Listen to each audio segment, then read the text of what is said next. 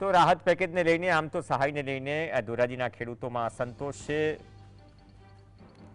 છેલ્લા 40 વર્ષ થયા વરસાદને લઈને 15 થી 20 હજારનો જે ખર્ચ થયો હતો વીઘે તે નુકસાનીમાં ગયો। જોઈએ ખેડૂતો શું કહી રહ્યા છે। ऐतिहासिक निर्णय केवी રીતે કહી શકાય। એક એક ખેડૂતને અત્યારે ભાંગાકાર કરો ને તમે 56 લાખ ખેડૂતોનો જે ભાંગાકાર કરો ને તો 2200 રૂપિયા ભાગમાં આવે તો 20,000ની નુકસાની ગઈ છે। એક ખેડૂતને તમે 2200 રૂપિયા આપીને એમ કે ઐતિહાસિક નિર્ણય, તો ઐતિહાસિક નિર્ણય કેવી રીતે કહી શકાય।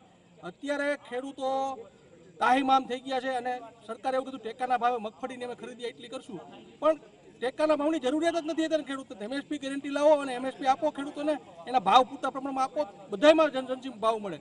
એટલે આ ઐતિહાસિક નિર્ણય નથી, આ ખેડૂતોને એક મોટામાં મોટી લોલીપોપ દેવામાં આવી છે।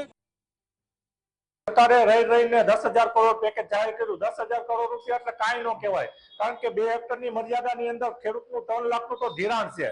3 લાખનું ધિરાણ હોય અને એમને 10% વળતર ખેડૂતે 10,000 કરોડ આપ્યા છે, ધિરાણના 1 લાખ કરોડ થાય છે। તો ખેડૂત દીઠ અટાણે હેક્ટર દીઠ 15,000 રૂપિયા થયા। 2 હેક્ટરની મર્યાદામાં ગણી તો 30,000 રૂપિયા થયા અને વીઘા દીઠ ગણીએ ખેડૂતને તો 1,500 રૂપિયાનો લાભ મળશે ખેડૂતને। એનું શું આવે, ખેડૂતને 1,500 રૂપિયા એટલે કાંઈ ન। સરેરાશ 70 થી 75 લાખથી વધુની લાખ કરોડથી વધુ રકમ ઉદ્યોગપતિઓને માફ કરીને રાહત આપવામાં આવે છે।